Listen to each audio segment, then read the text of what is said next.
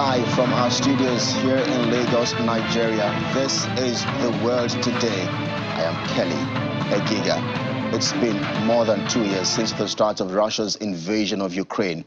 The latest attack on Ukraine's energy facilities has left more than 1 million Ukrainians without power. That strike left at least 3 people dead and 14 others injured. According to authorities, 15 blasts were reported in the second largest city, Kharkiv, which had impacted about 700,000 residents. Meanwhile, more than 53,000 households in Odessa are now without power. Ukraine's energy minister, German Galushenko, accused Russia of trying to provoke a large-scale failure of the country's energy system. He adds that the strike was the largest on Ukraine's energy infrastructure.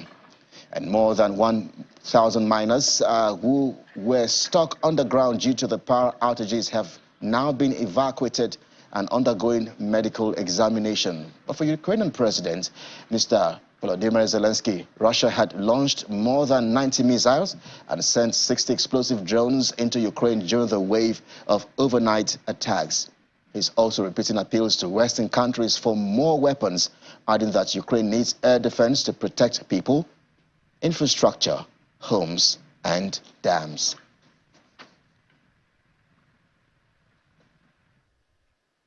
In a bit of a cheering news, Russia has handed over 5 children to Ukrainian families, all thanks to mediation efforts by Qatar in Moscow. The Presidential Commissioner for Children's Rights, Maria Vovo-Belova, and Qatar's ambassador to Russia, Ahmed bin Nasser, spoke to the children and their relatives at the Qatari embassy. So far, Qatari representatives have announced the reunification of 59 Ukrainian children from 43 families.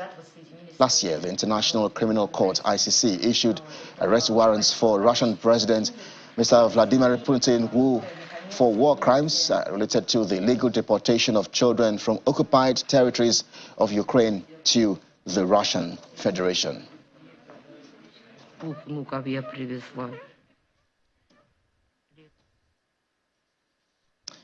All right, so let's dissect this latest wave of attacks with the VOA's Anna Sharidikova, who is live for us in Kiev. Anna, good to see you again. 15 blasts in Kharkiv, the second largest city, 700,000 residents impacted, 53,000 households in Odessa now without power. This must be absolutely devastating. What else can you see and hear? Good evening. Well, yes, the city of Kharkiv actually suffered, is the place that suffered the most, probably at least one of the most damaged energy infrastructure facilities located in there. And Mayor of Kharkiv reported at least 15 hits in the city. At this point, we know that still there is a big problem with both electricity and water supply, and it's almost a complete blackout in the city of Kharkiv. In general, this latest attack, according to the Ukrainian Ministry of Energy, is one of the largest and probably the largest, definitely the largest in the past year, targeting particularly energy infrastructure. And it was so basically the attack was across Ukraine, and almost every region was affected. I mean, every region was affected definitely with the consequences, because Ukraine is now lacking electricity supply and even asked for help for additional import from neighboring countries such as Slovakia, Romania, and Poland. Mm. And because it's across the country, I wonder, can I ask you just how are residents able to cope with these blackouts? Well, Ukrainians, I should say a lot of Ukrainians, most of Ukrainians already went through blackouts last winter. So people already have experience with life without electricity and have certain additional power supply systems at home. Most of people, again. But of course, if we look in general, and of course, this is a short-term, thing that people can use. In the long term, we can see that definitely it's a great problem. And at this point, well, we will be following the local authorities on how fast the supply will be back to people. But of course, these first days would be very difficult because most of the regions which are affected already have this scheduled power supply. So there is a special schedule which basically the same system was working in winter 2023. When everyone in Ukraine had power supply in a particular period of time during the day. So this is what's happening now as well. But if we're talking about Kharkiv, situation is more difficult. So, but by the end of the day, it should be better. So it should be again, power should be back according to schedule. So it's not going to be back completely. Yes, I mean, and we are hearing that Ukraine's nuclear power company says the Zaporizhzhia nuclear power plant is on the verge of a collapse following this wave of attacks that hit a hydroelectric dam as well. So I wonder, has Russia claimed responsibility for this strike? It was Russian strike, so it was Russian shelling. It was no, well, it's no question, and Russian forces, Russian officials do not deny that. What we see as a consequence, well, Russian authorities, of course, did not take any responsibility, but well, we can see what was happening, and we can see what are the consequences. And actually, the Zaporizhzhia nuclear power plant was just back to the second supply line during the week. And because of this attack, this second supply line, like additional supply line, was again damaged. But Ukrainian energy company and energy workers managed to power it back. So the Zaporizhzhia nuclear power plant is back to 2 lines. It's not a lot. It's still a problem because 2 is not enough for such a facility, but it's better than just 1. And if we're talking about hydroelectric power station, which is the biggest in Ukraine, also located in Zaporizhzhia, Dnipro hydroelectric power station, it's a dam again. So Russian forces, Ukrainian officials confirmed at least 8 direct hits in the dam. And dam is not destroyed, because if it's destroyed, it would have been a disaster, something similar to what happened when Kakhovka was destroyed, but even worse because it's bigger. But at this point, it's not functioning, we water is, it's not a breakthrough. So all right. It's under control. All right. And I mean, we have seen pockets of renewed support for Ukraine from allies, but we know that President Volodymyr Zelensky has been practically begging for weapons. I wonder what Ukrainians are feeling. Are they very optimistic that Ukraine will get all of the help it needs from Western countries? Well, Ukrainians hope for that, because particularly Ukrainians are lacking air defense ammunition, and such attacks as today demonstrate that air defense ammunition is something that not just save lives of people directly with missiles not reaching residential areas, but also save life of people and even the region. If we're talking about such critical infrastructure facilities as Dnipro hydroelectric dam station and dam, for instance, or in general all the energy facilities and critical infrastructure facilities. So, this not only affects Ukraine and lives of Ukrainian people, but also Europe and the region. The effect could be, unprecedented. So, and this is why Ukrainians beg basically for particularly for this air defense ammunition, but also we're talking about, frontline ammunition, and the Ukrainians just hope that it will be on time, because without this help, it will be extremely difficult. Anna, we also understand, and we have reported to our viewers around the world, that Russia has handed over 5 children back to their families in Ukraine. This must be something to cheer about. But what else are you hearing? Well, it's definitely good news that children are back, but again, here in Ukraine, there is, everything is perceived in a way that, from the first, at first, Russia should have not taken these children from their families and from their country. So Ukraine is, what Ukrainian officials are saying that, of course, it's very difficult negotiation with Russia, but thanks to certain countries, this is happening, so children are back. But again, if there is a will from Russia, they could have, return all children in one go. So this is a big question why Russia did not want to do this. So for Ukraine, of course, this is a great news, but Ukraine is ready and looking for for more for faster ways of getting children back, because, well, as was also confirmed by the decision of the international court, this is an international crime that is done by Russian side.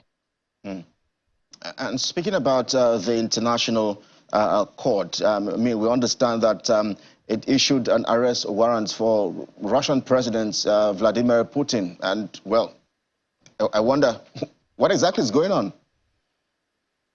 Well, not only for him, but also for the person who is responsible for, for returning back children, who we've seen at the footage that you just demonstrated. Lvova Belova, she is the one who also got the warrant from the international court. And, well, at this point, there are a number of countries that do not follow this decision by the international court, and but most of countries do. So at this point, we see that those officials, President Putin and Lvova Belova, they do not visit countries where they can get arrested and where they can be arrested. So, well, but again, if one day they will visit, then we will see if those countries will arrest them or not. So, but at this point, well, we will. Well, of course, this decision is a very strong decision, because this decision just proves that this is a war crime. What was done to children, Ukrainian children. But well, we'll see how all this will evolve further. Absolutely. We'll see how all of this will play out in the coming months. It's been more than 2 years of Russia's invasion of Ukraine, and situations there have also been very devastating and horrific for residents in Ukraine. But live for us in Kiev, the viewer is Anna Sharikova, eyes and ears in Ukraine. Thank you. And again, please stay safe. Thank you so much. And more stories around the war. The EU Commission President Ursula von der Leyen has announced the release of the first tranche of aid to Ukraine worth 4.5 billion euros. She made this known at a news conference with Ukrainian Prime Minister Denis Shmyhal in Brussels. The disbursements under the Ukrainian plan are intended to address urgent needs and provide ongoing support until the end of 2027. Billion euro facility, Ukraine facility, underpinned by the plan, is by far the largest support program for Ukraine. It is 3 times bigger than the IMF program, for example, and the multi-donor coordination platform that we have built played a very useful role in its elaboration. The second reason for our meeting today is that the Commission has just paid to Ukraine a first tranche of 4.5 billion euros from the facility. It's the very first time that there is a disbursement now. This payment is in form of a bridge financing. It is crucial to help you maintain the functioning of the state in this very difficult moment. In April, once Ukraine fulfills the condition we agreed upon, we will make a second disbursement of the bridge financing of 1.5 billion euros. So today is a good day for Ukraine. Funds are flowing to meet urgent needs. and the country has laid a solid foundation for the EU's support right up until the end of 2027. However, Ukraine urgently needs the support of its partners right now. That is why Ukraine is extremely grateful to the European Commission and personally to Madam President for opening the so-called transitional financing, bridge financing. This is 6 billion euros, which we will receive in 2 tranches. The first tranche of 4.5 billion euros is expected today. We have received this. Thank you so much for this. And the second tranche of 1.5 billion euros will be received in April. Meanwhile, EU Foreign Policy Chief Joseph Borrell is again buttressing the bloc's support for Ukraine. Now, speaking to reporters on the sidelines of the EU leaders meeting in Brussels, Mr. Borrell underscores the importance of peace and the need to show solidarity to Ukraine in its fight against Russia. War is not imminent. We live in peace. We support Ukraine. We are not part of this war. We just support Ukraine. And we have to prepare for the future, increasing our defense capabilities, augmenting the defense capacity of our industry. But don't afraid people unnecessarily. War is not imminent. What is imminent is the need of Ukrainians to support them. It's not an issue of going to die for Donbass. It's an issue of supporting Ukraine for them not being killed in Donbass or not being killed in Kiev when there is bombing. And as the EU is stepping up efforts to help Ukraine, we are hearing that Russian troops are advancing their hold on Ukraine's eastern front. A spokesperson for the Russian armed forces claimed they had taken control of the village of Tonenkoye on the outskirts of Andivka. Well, for more on this, let's bring in DW correspondent Mathis Richman, who is live for us in Berlin. Mathis, EU leaders are in Brussels making efforts more and more to improve aid to Ukraine. What's different about this particular meeting? Yeah, you're right. I mean, already 1 year ago, for example, EU member states pledged to deliver 1 million rounds of ammunition to support Ukraine's defenses against Russia. So far, the bloc has been only able to deliver half of that promise. So this is very much an ongoing process. But on Tuesday, the so-called Association Council between the EU and Ukraine met for the first time since the bloc had announced association negotiations in December. And on Thursday evening, EU leaders agreed that revenues from Russian assets frozen in the EU should be used for the benefit of Ukraine. And of course, this conversation about freezing Russian assets has been brewing for quite some time now. Could you walk us through what's at work here? Yeah, sure. So the first thing to understand is that as any financial institution around the world, Russian state banks held some of their assets at other institutions, some of them located in Europe. But with Russia's full-scale invasion into Ukraine, EU policymakers decided on a sanctions regime that blocked Russian access to these funds. Ever since, they have been sitting at European financial institutions with nowhere to go, really. Some of these assets have accrued interest payments over time, that is profits. But due to the sanctions, they're not paid out to Russian banks and now sit at these European financial institutions idle. All of that money has been on the agenda of policymakers for a while, where some have said, why not sell the frozen assets and use the profits to rebuild Ukraine? Well, EU leaders agreed to the EU Commission's plan to seize only the profits these assets generated. And I'm told that you quickly have to catch up with something else. So what's this proposal and what's really at stake here? Broader discussion here really is one about how aggressive the EU wants to be towards Russia and the really unknowable repercussions such a stance could bring, because the magnitudes are staggering. We're speaking about 200 billion euros of Russian assets frozen and about 3 billion euros of interest earnings that were generated from these assets. Ukraine had advocated for a complete confiscation of these funds. but the EU opted for seizing only the profits.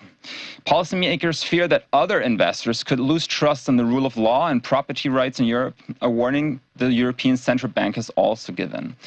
Because if the EU moves towards seizing these Russian financial assets, other investors, such as Chinese banks, may withdraw their funds in Europe as well, because they'd become unsure how politically safe their investments actually are. Well, DW correspondent Mathis Richman was live for us in Berlin. Thanks indeed for the updates.